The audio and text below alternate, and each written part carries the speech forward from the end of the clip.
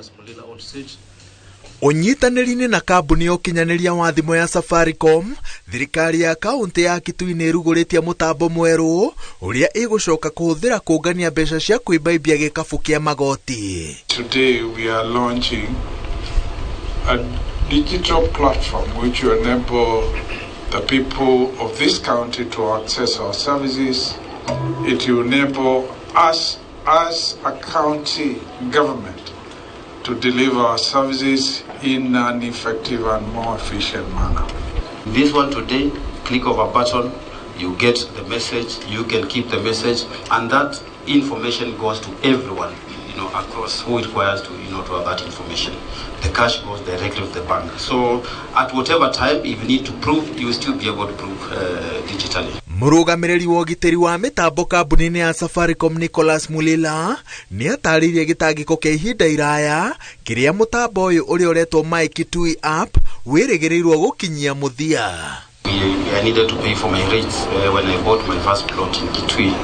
I had to come all the way here. Make sure you look for the finance office, make a payment, go back home. You're not even sure whether it's updated or not.